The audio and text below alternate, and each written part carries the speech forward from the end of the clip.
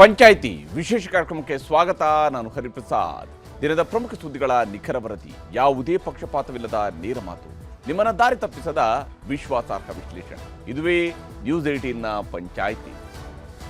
ಬಿಡದಿಯಲ್ಲಿ ಇವತ್ತು ರೈತ ಮಹಿಳೆಯರು ರುಚಿಗೆದ್ದಿದ್ರು. ಅವರು ಇವತ್ತು ಅಧಿಕಾರಿಗಳ ಮೇಲೆ ದಾಳಿ ನಡೆಸಿದ್ದಾರೆ. ಬಿಡದಿಯ ಜಮೀನು ಈಗ ಪ್ರತಿಭಟನೆಯ ಹಂತದಿಂದ ಬಡಿದಾಟಕ್ಕೆ ಬದಲಿದೆ. ಇದುವೇ ಇವತ್ತಿನ ಪಂಚಾಯಿತಿಯ ಮೊದಲ ಸುದ್ದಿ, ಪೊರಕೆ ಸೇವೆ. ಹೌದು, ಮಹಿಳೆಯರ ಕೈಯಲ್ಲಿ ಪೊರಕೆ ಇತ್ತು. ರೈತ ಮಹಿಳೆಯರು ಹೆಗಲ ಮೇಲೆ ಹಸಿರು ಶಾಲು ಹಾಕೊಂಡಿದ್ರು, ಕೈಯಲ್ಲಿ ಪೊರಕೆ ಹಿಡ್ಕೊಂಡಿದ್ರು. ಅವರು ಟಾರ್ಗೆಟ್ ಮಾಡಿದಂಥದ್ದು ಸರ್ಕಾರಿ ಅಧಿಕಾರಿಗಳ ಮೇಲೆ. ಸರ್ವೆ ನಡೆಸೋದಕ್ಕಾಗಿ ಕಂದಾಯ ಇಲಾಖೆಯವರು ಬಂದಿದ್ರು, ಪೊಲೀಸರ ರಕ್ಷಣೆ ಇತ್ತು. ಬಿಡದಿಯ ಯಾವ ಹಳ್ಳಿಗಳಲ್ಲಿ ಈಗಾಗಲೇ ಸರ್ಕಾರ ಜಮೀನನ್ನು ವಶಪಡಿಸ್ಕೊಳ್ಬೇಕು ಅಂತ ನಿರ್ಧರಿಸಿತ್ತು, ಯಾವ ರೈತರು ತಮ್ಮ ಜಮೀನನ್ನು ಸರ್ಕಾರಕ್ಕೆ ಬಿಟ್ಕೊಳ್ಳೋದಕ್ಕೆ ಒಪ್ಕೊಂಡಿದ್ರು, ಆ ರೈತರ ಜಮೀನನ್ನು ಸರ್ವೆ ಮಾಡೋದಕ್ಕೆ ಬಂದಿದ್ರು. ಆದರೆ ಒಂದು ಕಡೆಯಲ್ಲಿ ನಾವು ಹೋರಾಟ ನಡೆಸ್ತಾ ಇದ್ದೀವಿ, ಮತ್ತೊಂದು ಕಡೆಯಲ್ಲಿ ಈ ರೀತಿಯಂಥ ಸರ್ವೆ ನಡೆಸೋದ್ರ ಮೂಲಕವಾಗಿ ನಮಗೆ ತೊಂದರೆ ಕೊಡೋದಕ್ಕೆ ಬರ್ತಾರೆ ಅಂತೇಳೋ ಕಾರಣದೊಂದಿಗೆ ಇವತ್ತು ರೈತರು, ವಿಶೇಷವಾಗಿ ರೈತ ಮಹಿಳೆಯರು ಕೈಯಲ್ಲಿ ಪೊರಕೆ ಹಿಡ್ಕೊಂಡಿದ್ರು. ರೈತರು ಕೆಲವರು ಕಲ್ಲು ಹಿಡ್ಕೊಂಡಿದ್ರು. ಯಾಕಂದರೆ ಕಲ್ಲಿನಿಂದ ದಾಳಿಯಾಗಿದೆ, ಪೊರಕೆಯಿಂದ ದಾಳಿಯಾಗಿದೆ. ಕಲ್ಲು ಹೊಡೆದಿದ್ದಾರೆ, ಕಾರುಗಳಿಗೆ ಕಲ್ಲು ಹೊಡೆದಿದ್ದಾರೆ. ಇಷ್ಟಾಗ್ತಾ ಇದ್ದಂತೆಯೇ ಪರಿಸ್ಥಿತಿ ವಿಕೋಪಕ್ಕೆ ತಿರುಗ್ತಾ ಇದ್ದಂತೆಯೇ ಅಲ್ಲಿದ್ದಂತಹ ಅಧಿಕಾರಿಗಳನ್ನು ವಾಪಸ್ ಕಳಿಸೋದಕ್ಕೆ ಪೊಲೀಸರು ಹರಸಾಹಸ ಪಟ್ಟವ್ರನ್ನೇನೋ ವಾಪಸ್ ಕಳಿಸಿದ್ರು. ರೈತರು ಅಸ್ವಸ್ಥಗೊಂಡಂಥವರನ್ನು ಆಸ್ಪತ್ರೆಗೆ ಸೇರಿಸಿದ್ರು. ಅಧಿಕಾರಿಗಳಿಗೂ ಕೆಲವರಿಗೆ ಗಾಯ ಆಗಿದೆ, ಅವರು ಕೂಡ ಆಸ್ಪತ್ರೆಗೆ ಹೋಗಿದ್ದಾರೆ. ಇದೆಲ್ಲದರ ನಡುವೆ ಇಂತಹ ಹೋರಾಟದಿಂದ ನಿಜಕ್ಕೂ ನ್ಯಾಯ ಸಿಗುತ್ತಾ ಅನ್ನುವಂತಹ ಪ್ರಶ್ನೆಯೂ ಕೂಡ ಇದ್ದಿದೆ. ಯಾಕಂದರೆ ಶಾಂತಿಯುತ ಹೋರಾಟಕ್ಕೆ, ಅದರ ಮೂಲಕವಾಗಿ ಆ ಪ್ರತಿಭಟನೆ, ಅದರಲ್ಲಿ ಎತ್ತುವಂತಹ ಧ್ವನಿ ಖಂಡಿತವಾಗ್ಲೂ ಅದು ಸಣ್ಣದಲ್ಲ. ಯಾಕಂದರೆ ನಮ್ಮ ದೇಶದಲ್ಲಿ ಶಾಂತಿಯುತ ಪ್ರತಿಭಟನೆಯ ತೀವ್ರತೆಯಷ್ಟು, ಅದರಿಂದ ಸಿಗುವಷ್ಟು ಲಾಭ ಯಾವತ್ತೂ ಕೂಡ ಶಾಂತಿ ಕದಡೋದ್ರಿಂದ ಸಿಕ್ಕಿರುವ ಇತಿಹಾಸವೇ ಇಲ್ಲ. ಹೀಗಿರುವಾಗ ಶಾಂತಿಯುತ ಹೋರಾಟದ ಬದಲು ಈ ರೀತಿಯಾಗಿ ಪೊರಕೆ ಸೇವೆ ಮಾಡಬೇಕಾಗಿತ್ತಾ ಅನ್ನುವಂತಹ ಪ್ರಶ್ನೆಯೂ ಇದ್ದೇ ಇದೆ. ಅದರ ಬಗ್ಗೆ ಒಂದು ವಿವರವಾದಂತಹ ವರದಿಯನ್ನು ನಿಮಗೆ ತೋರಿಸ್ತೀವಿ ಇವತ್ತಿನ ಪಂಚಾಯಿತಿಯ ಮೊದಲ ಸುದ್ದಿಯಲ್ಲಿ. ಇನ್ನು ಇವತ್ತಿನ ಪಂಚಾಯಿತಿಯ ಎರಡನೇ ಸುದ್ದಿ, ಸುಪ್ರೀಂ ಶಾಕ್. ಮಾಜಿ ಸಚಿವ HD ರೇವಣ್ಣ ಅವರಿಗೆ ಸುಪ್ರೀಂ ಕೋರ್ಟ್ ಶಾಕ್ ಕೊಟ್ಟಿದೆ. ಅವರ ಮಗ ಆಲ್ರೆಡಿ ಲೈಂಗಿಕ ದೌರ್ಜನ್ಯ ಪ್ರಕರಣಕ್ಕೆ ಸಂಬಂಧಪಟ್ಟಂತೆ ಶಿಕ್ಷೆಯನ್ನು ಅನುಭವಿಸ್ತಾ ಇದ್ದಾರೆ, ಜೈಲಿನಲ್ಲಿದ್ದಾರೆ. ಮಾಜಿ ಸಂಸದ ಪ್ರಜ್ವಲ್ ರೇವಣ್ಣ. ಆದರೆ ಪ್ರಜ್ವಲ್ ರೇವಣ್ಣ ವಿರುದ್ಧ ದಾಖಲಿಸಿದಂಥ ಚಾರ್ಜಸ್ ಅನ್ನು HD ರೇವಣ್ಣ ಅವರ ವಿರುದ್ಧವೂ ಕೂಡ ದಾಖಲಿಸಲಾಗಿತ್ತು. ಆದರೆ ರೇವಣ್ಣ ಅವ್ರಿಗೆ ಹೈಕೋರ್ಟ್ನಲ್ಲಿ ಅವರು ದೋಷಮುಕ್ತರಾಗ್ತಾರೆ. ಅವರು ದೋಷಮುಕ್ತರಾದಂಥದ್ದು 2025ರಲ್ಲಿ. ಆದರೆ ಬಹಳ ತಡವಾಗಿ ರಾಜ್ಯ ಸರ್ಕಾರ ಸುಪ್ರೀಂ ಕೋರ್ಟ್ನ ಮೊರೆ ಹೋಗಿದೆ. ಸುಪ್ರೀಂ ಕೋರ್ಟ್ ರಾಜ್ಯ ಸರ್ಕಾರಕ್ಕೂ ಕೂಡ ಕೇಳಿದೆ, ಏನು ಇಷ್ಟು ತಡವಾಗಿ ಬಂದಿದ್ದೀರಿ ಇಂಥದ್ದೊಂದು ಗಂಭೀರ ಪ್ರಕರಣದಲ್ಲಿ ಅನ್ನುವಂಥದ್ದು ಒಂದು ಭಾಗ. ಆದರೆ ಮಗನಿಗೆ ಆ ರೀತಿ ಶಿಕ್ಷೆ ಆಗಿದೆ, ಅಪ್ಪನಿಗೆ ಖುಲಾಸೆ ಆಗಿದೆ ಅಂದರೆ ಏನರ್ಥ ಅನ್ನುವಂಥದ್ದನ್ನು ಕೂಡ ಪ್ರಶ್ನಿಸಿದೆ. ಹಾಗಾದರೆ ಸುಪ್ರೀಂ ಕೋರ್ಟ್ನಲ್ಲಿ ಇವತ್ತು ಏನಾಗಿದೆ, ಯಾವ ವಿಚಾರಕ್ಕಾಗಿ ಸುಪ್ರೀಂ ಕೋರ್ಟ್ ಈಗ ಶಾಕ್ ಕೊಟ್ಟಿದೆ, ನೋಟಿಸನ್ನು ಜಾರಿ ಮಾಡಿದೆ ಅನ್ನೋದನ್ನು ನಿಮಗೆ ತೋರಿಸ್ತೀನಿ ಇವತ್ತಿನ ಪಂಚಾಯಿತಿಯ ಎರಡನೇ ಸುದ್ದಿಯಲ್ಲಿ. ಈಗ ಮೊದಲ ಸುದ್ದಿ ಕಡೆಗೆ ಹೋಗೋಣ. ಬಹಳ ಮುಖ್ಯವಾಗಿ ಪೊರಕೆ ಸೇವೆ.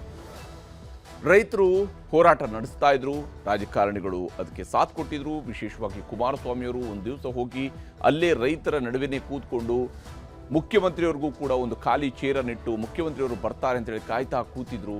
ಆ ಮೂಲಕ ಹೋರಾಟದ ಜೊತೆಗೆ ರೈತರ ಜೊತೆಗೆ ತಾವು ನಿಂತಿದ್ರು. ಶಾಂತಿಯುತವಾಗಿ ನಡೀತಾ ಇದ್ದಂಥ ಹೋರಾಟದಲ್ಲಿ ಇವತ್ತು ಏಕಾಏಕಿ ಪೊರಕೆ ಸೇವೆ ಆಗಿದೆ. ಪೊರಕೆಯಿಂದ ಹೊಡೆದಿದ್ದಾರೆ, ಕಲ್ಲು ತೂರಾಟ ನಡೆಸಿದ್ದಾರೆ. ಸಹಜವಾಗಿಯೇ ಕಲ್ಲು ತೂರಾಟ ನಡೆಸಿದಂಥವರು, ಪೊರಕೆಯಿಂದ ಹೊಡೆದವರ ಮೇಲೆ ಈಗ ಪ್ರಕರಣವನ್ನು ದಾಖಲಿಸಲಾಗಿದೆ. ಕುಮಾರಸ್ವಾಮಿಯವರು ಕೂಡ ವಿನಂತಿ ಮಾಡಿದ್ದಾರೆ, ಶಾಂತಿಯುತ ಹೋರಾಟ ಮಾತ್ರ ನಮ್ಮ ಮಾರ್ಗ ಆಗಿರಬೇಕು, ಯಾವುದೇ ಕಾರಣಕ್ಕೂ ಶಾಂತಿಯನ್ನು ಮೀರಿದ ಹೋರಾಟಗಳು ಆಗಬಾರ್ದು. ಇದರಿಂದಾಗಿ ರೈತರಿಗೇನೆ ತೊಂದರೆ ಆಗಬಹುದು ಅನ್ನುವಂಥ ಆತಂಕ ಅವ್ರಿಗೂ ಕೂಡ ಕಾಡ್ತಾ ಇದೆ. ಏನು ನಡೀತಿ ಇವತ್ತು ಹಾಗಾದರೆ ಬಿಡದಿಯಲ್ಲಿ, ಏನು ಕತೆ ಅನ್ನೋದನ್ನು ಈ ವರದಿಯಲ್ಲಿ ತೋರಿಸ್ತೀವಿ.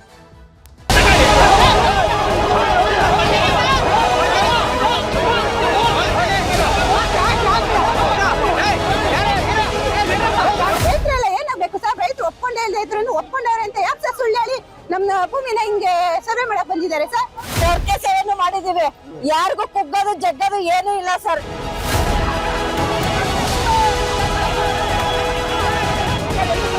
ಯಾವುದೇ ಕಾರಣಕ್ಕೂ ಯಾವುದೇ ಕೆಟ್ಟ ಘಟನೆಗಳಿಗೆ ಅವಕಾಶ ಕೊಡದೆ ಇವತ್ತು ಶಾಂತಿಯುತವಂತ ನಿಮ್ಮ ಹೋರಾಟ ಏನಿದೆ ಅದನ್ನು ಮುಂದುವರಿಸಿ. ಬಿಡದಿ ಟೌನ್ಶಿಪ್ ವಿಚಾರದಲ್ಲಿ ಈವರೆಗೆ ಬರೀ ಮಾತಿನ ಬಡಿದಾಟಗಳೇ ಆಗ್ತಿದ್ದವು. ರೈತರ ಹೋರಾಟಕ್ಕೆ ರಾಜಕೀಯ ಬೆರೆತ ಕಾರಣಕ್ಕೆ ರಣಾಂಗಣವೇ ಆಗಿತ್ತು. ಆದರೆ ಇದೀಗ ಕಲ್ಲು, ದೊಣ್ಣೆ, ಇಟ್ಟಿಗೆ, ಪೊರಕೆಗಳ ಬಡಿದಾಟವೇ ಶುರುವಾಗಿ ಬಿಟ್ಟಿದೆ. ಬಿಡದಿ ಹೋಬಳಿ ಮಂಡಲಹಳ್ಳಿ ಗ್ರಾಮದ ಸರ್ವೆಗೆ ಇವತ್ತು ಕಂದಾಯ ಇಲಾಖೆ ಅಧಿಕಾರಿಗಳು ಬಂದಿದ್ದರು. ಪೊಲೀಸರ ಭದ್ರತೆಯೂ ಇತ್ತು.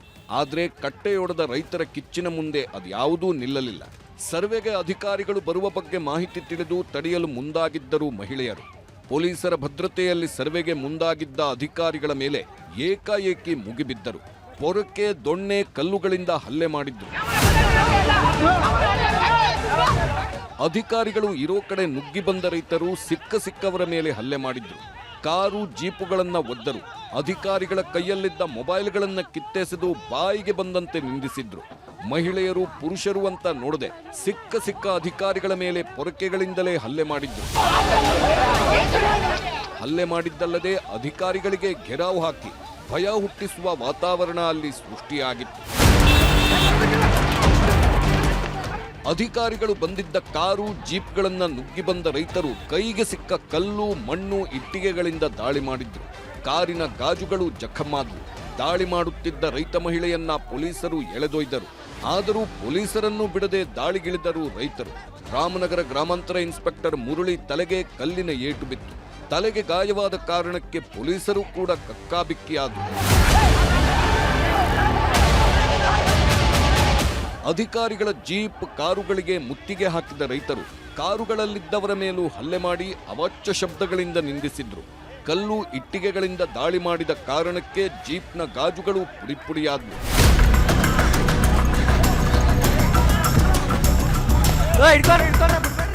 ರೈತರ ಕಣ್ತಪ್ಪಿಸಿ ಸರ್ವೆ ಮಾಡುತ್ತಿದ್ದವರನ್ನು ಬಿಡಲಿಲ್ಲ. ಅಧಿಕಾರಿಗಳು ಎಲ್ಲೆಲ್ಲಿದ್ದರೋ ಅಲ್ಲಿಗೆ ಹೋಗಿ ಅಟ್ಟಾಡಿಸಿದ್ರು. ಓಡಿಸ್ಕೊಂಡು ಹೋಗಿ ಕಾರು ಹತ್ತುತ್ತಿದ್ದವರ ಮೇಲೂ ಹಲ್ಲೆ ಮಾಡಲಾಯಿತು. ಅಧಿಕಾರಿಗಳು ಕೂತಿದ್ದ ಜೀಪ್ಗೆ ಕಲ್ಲು ತೂರುತ್ತಿದ್ದ ಪರಿಣಾಮ ಭಯದಿಂದ ಅವಿತು ಕೂತಿದ್ದರು ಅಧಿಕಾರಿಗಳು.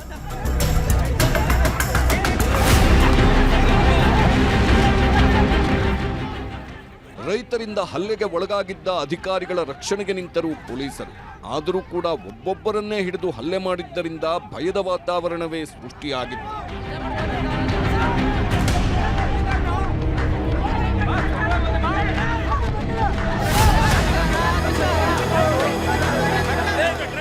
ಈ ಗಲಾಟೆ ವೇಳೆ ಕೆಲವು ರೈತರು ಅಸ್ವಸ್ಥಗೊಂಡರು. ಕೆಂಪಶೆಟ್ಟಿ ದೊಡ್ಡಿ ಗ್ರಾಮದ ರೈತ ಕೃಷ್ಣಪ್ಪ ತಲೆಗೆ ಗಾಯವಾಗಿದ್ದು ಆಸ್ಪತ್ರೆಗೆ ದಾಖಲಿಸಲಾಯಿತು.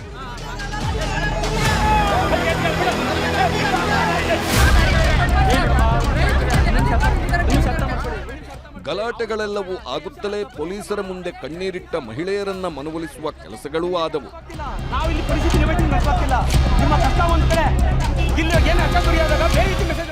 ನಾವು ಪೊಲೀಸರ ಜೊತೆ ಇಲ್ಲಿ ಕುಂಡಿಸ್ಕೊಂಡು ನಮ್ಗೆಲ್ಲ ಒಳ್ಳೆ ನೈಸಾಗಿ ಪೊಲೀಸರೆಲ್ಲ ಮಾತಾಡಿ ಆ ಕಡೆಯಿಂದ ಬಂದು ಎಲ್ಲ ಸರ್ವೆ ಮಾಡಕ್ಕೆ ಏರ್ಪಾಡು ಮಾಡ್ಕೊಂಡಿದ್ದಾರೆ ಸರ್. ರೈತರು ಅಂದ್ರೆ ಸುಮ್ನೆ ಅವ್ರು ಹೇಳಿಂದ ಕೇಳ್ಕೊಂಡು ಇರೋ ರೈತರುಗಳು ಅಂತ ತಿಳ್ಕೊಂಡ್ಬಿಟ್ಟಿದ್ದಾರೆ ಸರ್. ಇವರು ಇವತ್ತೆಲ್ಲ ಮಾತುಕತೆನೂ ಆಯ್ತು ಸರ್, ಪರ್ಕೆ ಸೇವೆನೂ ಆಯ್ತು ಸರ್. ನಾವು ರೈತರುಗಳೆಲ್ಲ ರೊಚ್ಚಿಗೆದ್ದು ಆ ಸರ್ವೆಯವ್ರನ್ನೆಲ್ಲ ಅವರು ಪೊಲೀಸ್ನವರೆಲ್ಲ ರೈತರು ನೋಡಿದ್ರು ಸರ್. ನಮ್ ರೈತರು ಪಾಪ ಅಸ್ವಸ್ಥರಾಗಿ ಆಸ್ಪತ್ರೆ ಸೇರಿದ್ದಾರೆ ಸರ್. ಆ ತರ ಎಲ್ಲ ಮಾಡಿ ಗಲಾಟೆ ಮಾಡಿ ಈ ತರ ಎಲ್ಲ ಮಾಡಿದ್ದಾರೆ ಸರ್. ಸರ್ ಒಪ್ಪಿಗೆ ಇರೋರು ಮಾಡ್ಕೊಳ್ಳಿ, ನಮ್ಗೆ ನಿಮ್ ಭೂಮಿ ನಾನು ಬಿಟ್ಬಿಡ್ತೀನಿ ಅಂತ DC ಅವ್ರು ನಮ್ಗೊಂದು ಆರ್ಡರ್ ಕೊಡ್ಲಿ ಅಷ್ಟೇ. ನಾವು ಆರ್ಡರ್ಗೋಸ್ಕರ ಕಾಯ್ತಾ ಇರೋದು. ಒಪ್ಪಿಗೆ ಕೊಟ್ಟಿರೋ ರೈತರದೇ ಮಾಡ್ತಾ ಇರೋದು. ಈಗ ನಮಗ್ ನ್ಯಾಯ ಸಿಗ್ಲಿಲ್ಲ ಅಂತಂದ್ರೆ ನಾವು 1.5 ವರ್ಷದಿಂದ ಸ್ಟ್ರೈಕ್ ಮಾಡ್ತಿದೀವಿ. ನಮಗ್ ನ್ಯಾಯ ಸಿಗ್ಲಿಲ್ಲ ಅಂದ್ರೆ ಅದೇಂಗೆ ಅವ್ರಿಗೆ ಇಷ್ಟು ಬೇಗನೆ ನ್ಯಾಯ ಕೊಡ್ತಾರೆ ಸರ್ಕಾರ? ಯಾಕೆ ಸರ್ಕಾರ ಕಣ್ಣಿಲ್ವಾ ಸರ್? ಪೊರಕೆ ಸೇವೆಯನ್ನು ಮಾಡಿದೀವಿ, ಯಾರಿಗೂ ಕುಗ್ಗೋದು ಜಗ್ಗೋದು ಏನೂ ಇಲ್ಲ ಸರ್. ನೆಕ್ಸ್ಟ್ ಬರಬಾರದು. ರೈತ ಮಹಿಳೆಯರ ಮುಂದೆ ಯಾವ್ದು ಅಲ್ಲ, ಯಾವ ಸರ್ಕಾರನೂ ಅಲ್ಲ ಸರ್. SP, IGP ಭೇಟಿ, ರೈತರ ಮನವೊಲಿಕೆ. 4 FIR, 6 KSRP ತುಕಡಿ ನಿಯೋಜನೆ. ಗಲಾಟೆಯಾಗುತ್ತಲೇ ಬೆಂಗಳೂರು ದಕ್ಷಿಣ SP R ಶ್ರೀನಿವಾಸ್ ಗೌಡ ಮಂಡಲಹಳ್ಳಿಗೆ ಭೇಟಿ ಕೊಟ್ಟರು. ಅಧಿಕಾರಿಗಳ ಕರ್ತವ್ಯಕ್ಕೆ ಅಡ್ಡಿಪಡಿಸುವುದು ಸರಿಯಲ್ಲ ಎಂದರು. ಆಗ ಎಸ್ಪಿ ಜೊತೆಗೂ ವಾಗ್ವಾದಕ್ಕಿಳಿದ ರೈತರು ಸರ್ವೆ ಕೆಲಸ ಮಾಡಲು ಬಿಡೋದಿಲ್ಲ ಎಂದು ಪಟ್ಟು ಹಿಡಿದ್ರು. ರೈತರ ಮೇಲೆ ದಬ್ಬಾಳಿಕೆ ಮಾಡಿದ್ರೆ ಸುಮ್ಮನಿರಲ್ಲ ಎಂದು ಕಿಡಿಕಾರಿದ್ರು. ಹಾಗೇನಾದ್ರೂ ಹೋರಾಟ ಹತ್ತಿಕ್ಕುವ ಪ್ರಯತ್ನ ಆದ್ರೆ ಎಚ್ಚರಿಕೆ ನೀಡಿದ್ರು.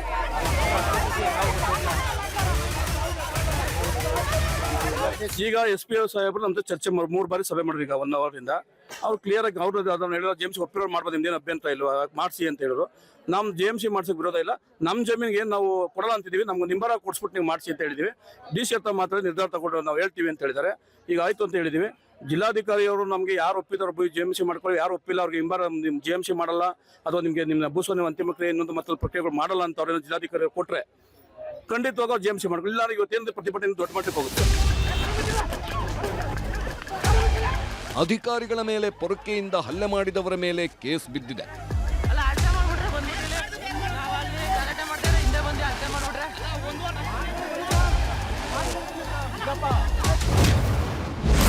ಸರ್ಕಾರಿ ಅಧಿಕಾರಿಗಳ ಮೇಲೆ ಹಲ್ಲೆ ಸಂಬಂಧ 4 ಕೇಸ್ಗಳು ದಾಖಲಾಗಿವೆ. ಒಳಸಂಚು ರೂಪಿಸಿ ಸರ್ಕಾರಿ ಅಧಿಕಾರಿಗಳ ಕರ್ತವ್ಯಕ್ಕೆ ಅಡ್ಡಿಪಡಿಸಿದ ಆರೋಪದಡಿ ಕೇಸ್ ದಾಖಲಾಗಿದೆ. BNS ಸೆಕ್ಷನ್ 221 ಕೇಸ್ ದಾಖಲು ಮಾಡಲಾಗಿದೆ. ಬೆಂಗಳೂರು ದಕ್ಷಿಣ ಜಿಲ್ಲಾ ಪೊಲೀಸರ ಜೊತೆಗೆ 6 KSRP ತುಕಡಿಗಳ ನಿಯೋಜನೆ ಮಾಡಲಾಗಿದೆ.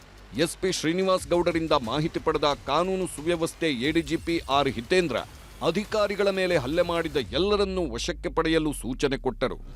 ಪ್ರೊಟೆಸ್ಟ್ ಮಾಡ್ತಿದ್ದಾರೆ. ಪ್ರೊಟೆಸ್ಟ್ ಅವ್ರನ್ನ ಮನವೊಲಿಸೋಕ್ಕೆ ಪ್ರಯತ್ನ ಪಟ್ಟಿದ್ದೀವಿ. ಬಟ್ ಅವರು ಸದ್ಯಕ್ಕೆ ಯಾವುದೇ ರೀತಿಯಾದಂಥ ಮನವೊಲಿಕೆಗೆ ಅವರು ಒಪ್ಪಿಲ್ಲ.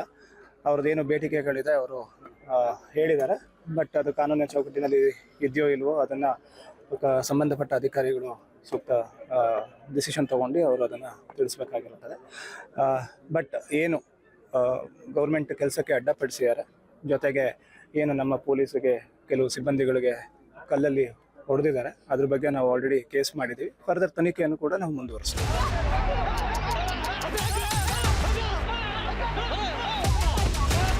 ರೈತರ ಪ್ರತಿರೋಧದ ಹಿನ್ನೆಲೆಯಲ್ಲಿ ಇವತ್ತಿನ ಸರ್ವೆ ಕಾರ್ಯಕ್ಕೆ ಬ್ರೇಕ್ ಬಿದ್ದಿದೆ.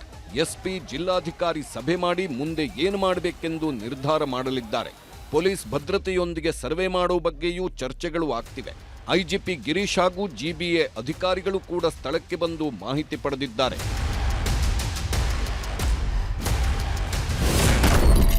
ಸರ್ಕಾರದ ಚಿತಾವಣೆಯಿಂದಲೇ ಗಲಾಟೆ. ರೈತ ಮಹಿಳೆಯರು ಶಾಂತವಾಗಿರಿ ಎಂದ HDK. ಮಂಡಲಹಳ್ಳಿ ಗಲಾಟೆ ಹಿಂದೆ ಸರ್ಕಾರದ ಚಿತಾವಣೆ ಇದೆ ಅನ್ನೋದು ಕೇಂದ್ರ ಕೈಗಾರಿಕಾ ಸಚಿವ HD ಕುಮಾರಸ್ವಾಮಿ ನೇರ ಆರೋಪ. ಯಾವುದೇ ಕಾರಣಕ್ಕೂ ಯಾವುದೇ ಕೆಟ್ಟ ಘಟನೆಗಳಿಗೆ ಅವಕಾಶ ಕೊಡಬೇಡಿ, ಶಾಂತಿಯುತ ಹೋರಾಟ ಮುಂದುವರಿಸಿ ಎಂದಿದ್ದಾರೆ HDK.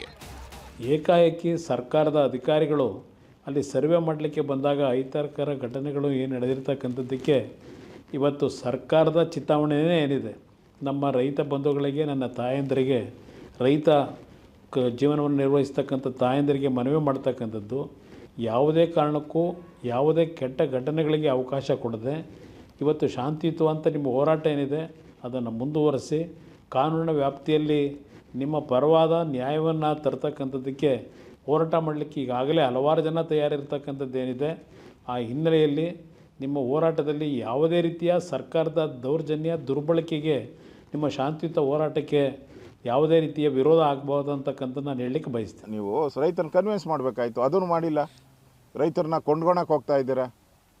ಅಲ್ಲಿ ಇರೋರೆಲ್ಲ ಅರ್ಧ ಎಕರೆ, 3/4 ಎಕರೆ, 2 ಎಕರೆ, 3 ಎಕರೆ ಇರೋ ಜಮೀನುದಾರರು ಪಾಪ ಯಾವಾಗ ಸರ್ಕಾರ ದೌರ್ಜನ್ಯ ಮಾಡೋಕ್ಕೆ ಶುರು ಮಾಡುತ್ತೋ ರೈತರು ಅದೇ ಥರ ತಿರುಗಿ ಬೀಳ್ತಾ ಇದ್ದಾರೆ. ಸರ್ಕಾರ ಮನವಿಯನ್ನು ಪರಿಶೀಲನೆ ಮಾಡಿ ಅವರ ಸಮಸ್ಯೆಗಳನ್ನು ಕೇಳಿ ಶಾಂತತೆಯಿಂದ ಹೇಳಿದರೆ ಆಯಿತು. ನಾನು ಮಾಡೇ ಮಾಡ್ತೀನಿ, ಅದೇನು ಮಾಡ್ತೀರೋ ಅಂದ ತಕ್ಷಣ ನೀವು ಯಾವ ರೀತಿ ಘೋಷಣೆ ಕೂಗಿದ್ರಲ್ಲ ಮುಖ್ಯಮಂತ್ರಿ, ನಾನು ಮಾಡೇ ಮಾಡ್ತೀನಿ, ಅದು ಯಾರು ಬರ್ತಾರೋ ನೋಡೋಣ ಅಂದರು. ರೈತರು ಅದೇ ರೀತಿ ನಿಂತಿರೋ ಬಾ ನೋಡೋಣ ಅಂತ ನಿಂತಿದ್ದಾರೆ ಅಷ್ಟೇ. ನನ್ನ ಪ್ರಕಾರ ನಾನು ಹೇಳೋದು ಇನ್ನು 1.5 ವರ್ಷ ಆಯ್ತಪ್ಪ ನಿನಗೆ ಮಿಸ್ಟರ್ DK ಶಿವಕುಮಾರ್, 1.5 ವರ್ಷ ಆಯ್ತೆ ನಿನಗೆ. 1.5 ವರ್ಷದಾಗ ಲೇಔಟ್ ಮಾಡಿಬಿಡ್ತೀಯಾ? ಇಷ್ಟು ದಿವಸ ರಾಜಕಾರಣಕ್ಕಷ್ಟೇ ಮೀಸಲಾಗಿದ್ದ ಬಡಿದಾಟ ಇದೀಗ ಅಖಾಡದಲ್ಲೇ ಶುರುವಾಗಿ ಬಿಟ್ಟಿದೆ. ಸರ್ಕಾರದ ನಡೆ ನಿರ್ಧಾರಗಳು ಕುತೂಹಲ ಮೂಡಿಸಿವೆ. ಅಲ್ಲದೆ ನಾಳೆ ಸರ್ವೆ ನಡೆಯುತ್ತಾ ಎಂಬ ಅತಿ ದೊಡ್ಡ ಕುತೂಹಲವಂತೂ ಇದ್ದೇ ಇದೆ.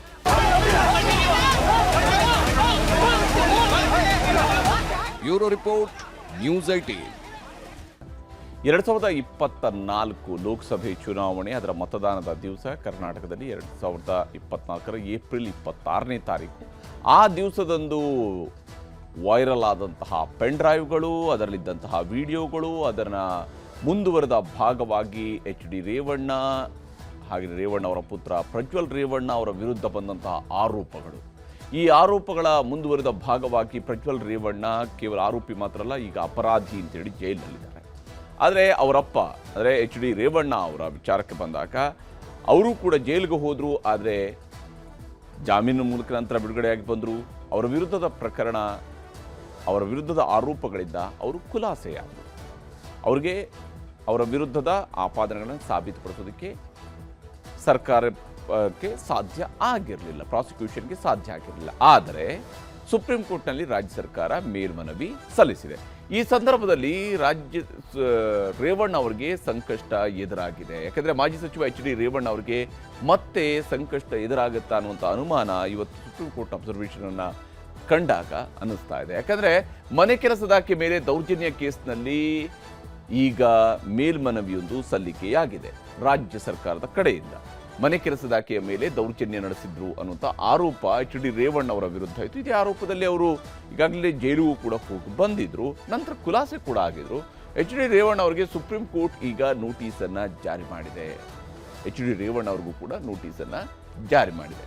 ಇದು HD ರೇವಣ್ಣ ಅವ್ರಿಗೆ ಕ್ಲೀನ್ ಚಿಟ್ಟನ್ನು ರಾಜ್ಯ ಹೈಕೋರ್ಟ್ ಕೊಟ್ಟಿತ್ತು.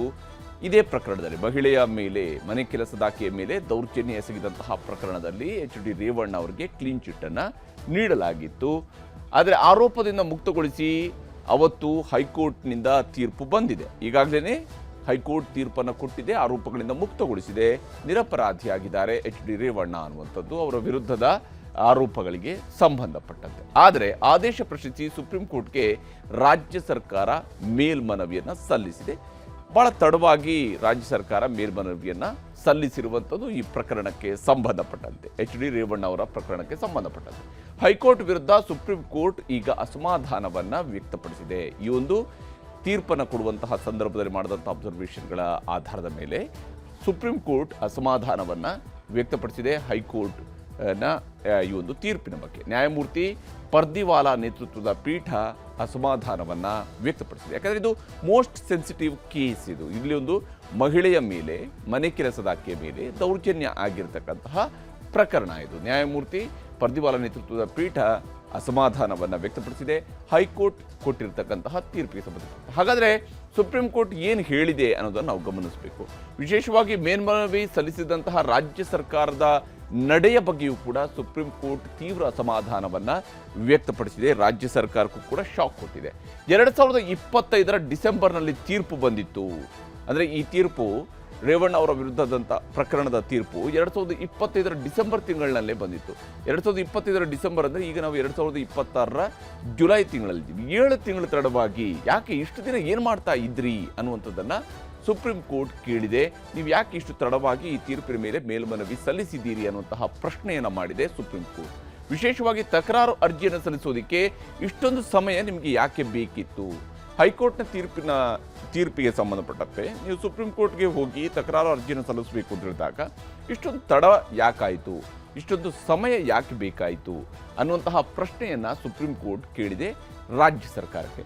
ಮತ್ತು ವಿಶೇಷವಾಗಿ ಹೈಕೋರ್ಟ್ ತೀರ್ಪಿನ ಬಗ್ಗೆಯೂ ಕೂಡ ಸುಪ್ರೀಂ ಕೋರ್ಟ್ ಅಸಮಾಧಾನವನ್ನು ವ್ಯಕ್ತಪಡಿಸಿದೆ. ಯಾಕಂದರೆ ಈ ಒಂದು ಪ್ರಕರಣದ ಗಂಭೀರತೆಯನ್ನು ಪರಿಶೀಲಿಸಿದ ನಂತರ ಸುಪ್ರೀಂ ಕೋರ್ಟ್ ಅಸಮಾಧಾನವನ್ನು ವ್ಯಕ್ತಪಡಿಸಿದೆ. ಯಾಕಂದರೆ ತಂದೆ ಮಗನ ಮೇಲೆ ಒಂದೇ ರೀತಿಯಾದಂಥ ಆರೋಪಗಳಿದ್ದಾವೆ. ಇಲ್ಲಿ ಮಗ ಅಪರಾಧಿ ಆಗಿದ್ದಾನೆ, ಆದರೆ ಅಪ್ಪ ನಿರಪರಾಧಿ ಅನ್ನುವಂತಹ ತೀರ್ಪು ಬಂದಿದೆ. ತಂದೆ ಮತ್ತು ಮಗನ ವಿರುದ್ಧ ಬಹುತೇಕ ಒಂದೇ ರೀತಿಯಾದಂತಹ ಆರೋಪಗಳು ಇಲ್ಲಿದ್ದಾವೆ. ಮನೆ ಕೆಲಸದಾಕೆಯ ಮೇಲೆ ದೌರ್ಜನ್ಯ ಎಸಗಿರ್ತಕ್ಕಂತಹ ಪ್ರಕರಣ. ಮಗ ಜೈಲಿನಲ್ಲಿದ್ದಾನೆ, ಅಪ್ಪನನ್ನು ಹೇಗೆ ಆರೋಪ ಮುಕ್ತಗೊಳಿಸಲಾಗಿದೆ ಅನ್ನುವಂಥದ್ದನ್ನು ಸುಪ್ರೀಂ ಕೋರ್ಟ್ ಕೇಳಿದೆ. ಮಗ ಜೈಲಲ್ಲಿದ್ದಾನೆ, ಮಗನನ್ನು ಅಪರಾಧಿ ಅಂತೇಳಿ ನ್ಯಾಯಾಲಯ ತೀರ್ಪು ಕೊಟ್ಟಿದೆ. ಆದರೆ ಅಪ್ಪನನ್ನು ಹೇಗೆ ಆರೋಪ ಮುಕ್ತಗೊಳಿಸಲಾಗಿದೆ ಅನ್ನುವಂತಹ ಪ್ರಶ್ನೆಯನ್ನು ಇಲ್ಲಿ ಸುಪ್ರೀಂ ಕೋರ್ಟ್ ಕೇಳಿದೆ. ಮುಂದಿನ ವಿಚಾರಣೆಯ ವೇಳೆ ವಿಸ್ತೃತವಾದಂತಹ ವಿವರಣೆಯನ್ನು ಇದಕ್ಕೆ ಸಂಬಂಧಪಟ್ಟಂತೆ ಕೊಡಬೇಕು ಅನ್ನುವಂಥದ್ದನ್ನು ಸುಪ್ರೀಂ ಕೋರ್ಟ್ ಕೇಳಿದೆ. ಮುಂದಿನ ವಿಚಾರಣೆಯ ಸಂದರ್ಭದಲ್ಲಿ ವಿಸ್ತೃತವಾದಂತಹ ವಿವರಣೆಯನ್ನು ಕೊಡಬೇಕು ಅನ್ನೋದನ್ನು ಸುಪ್ರೀಂ ಕೋರ್ಟ್ ಹೇಳಿದೆ. ನ್ಯಾಯಮೂರ್ತಿ ಪ್ರತಿಭಾಲ ನೇತೃತ್ವದ ಪೀಠ ನೋಟಿಸನ್ನು ಜಾರಿಗೊಳಿಸಿ ಈ ಒಂದು ಪ್ರಕರಣದ ವಿಚಾರಣೆಯನ್ನು ಮುಂದೂಡಿಕೆ ಮಾಡಿದೆ. ಆದರೆ ಆ ಮುಂದೂಡಿಕೆಯಾದಂತಹ ದಿನಾಂಕದ ಒಳಗಡೆ ಸಂಪೂರ್ಣವಾದಂತಹ ವಿವರಣೆಯನ್ನು ನಮ್ಗೆ ಕೊಡಬೇಕು ಅನ್ನೋದನ್ನು ಸುಪ್ರೀಂ ಕೋರ್ಟ್ನ ಪೀಠ ಕೇಳಿರುವಂಥದ್ದು. ಈ ಮೂಲಕ ಈಗ ಎಚ್ ಡಿ ರೇವಣ್ಣ ಅವರಿಗೆ ಮತ್ತೆ ಸಂಕಷ್ಟ ಎದುರಾಗಿದೆ. ಯಾವ ಪ್ರಕರಣದಲ್ಲಿ ಅವರು ಈಗಾಗಲೇ ಒಂದು ಬಾರಿ SIT ಅವರವ್ರನ್ನ ಬಂಧಿಸಿ ಜೈಲಿಗೆ ಕಳಿಸಿದ್ರು, ಅದಾದ ನಂತರ ಜಾಮೀನು ಮೂಲಕವಾಗಿ ಹೊರ ಬಂದಿದ್ರು. ಈ ಒಂದು ಪ್ರಕರಣದಲ್ಲಿ ಬಹಳ ದೊಡ್ಡ ಕಾನೂನಿನ ಸಮರವನ್ನು ಎಚ್ ಡಿ ರೇವಣ್ಣ ಅವರು ಅವರ ಕುಟುಂಬದವರು ಎದುರಿಸ್ತಾ ಇದ್ದಾರೆ, ನಡೆಸಿದ್ದಾರೆ ಮತ್ತು ಅವರಿಗೆ ಹೈಕೋರ್ಟ್ನಲ್ಲಿ ಅವ್ರ ಖುಲಾಸೆ ಕೂಡ ಆಗೋದ್ರ ಮೂಲಕವಾಗಿ ರೇವಣ್ಣ ಅವರಿಗೆ ಒಂದು ದೊಡ್ಡ ರಿಲೀಫ್ ಸಿಕ್ಕಿತ್ತು. ಆದರೆ ಈಗ ಸುಪ್ರೀಂ ಕೋರ್ಟ್ ಈ ಪ್ರಕರಣದಲ್ಲಿ ಇರುವಂಥ ಅಂಶಗಳನ್ನು ಗಮನಿಸಿ ಬಹಳ ಗಂಭೀರವಾದಂಥ ಪ್ರಶ್ನೆಗಳನ್ನು ಎತ್ತಿದೆ. ಯಾವ ಕಾರಣಕ್ಕಾಗಿ ಮಗ ಜೈಲಲ್ಲಿದ್ದು ಅಪ್ಪ ಹೇಗೆ ಖುಲಾಸೆ ಆಗಿರೋದು ಅನ್ನುವಂತಹ ಪ್ರಶ್ನೆಗಳನ್ನು ಕೂಡ ಕೇಳಿರೋದ್ರಿಂದಾಗಿ ರೇವಣ್ಣ ಅವರಿಗೆ ಮತ್ತೆ ಸಂಕಷ್ಟ ಎದುರಾಗುತ್ತಾ ಈ ಅನುಮಾನ ಇದ್ದೇ ಇದೆ. ರಾಜ್ಯ ಸರ್ಕಾರ ತನ್ನ ವಾದವನ್ನು ಹೇಗೆ ಮಂಡನೆ ಮಾಡುತ್ತೆ ಅನ್ನೋದನ್ನು ಕೂಡ ನೋಡಬೇಕಾಗಿದೆ. ಇದಾಗಿತ್ತು ಇವತ್ತಿನ ಪಂಚಾಯಿತಿ. ನಮಸ್ಕಾರ.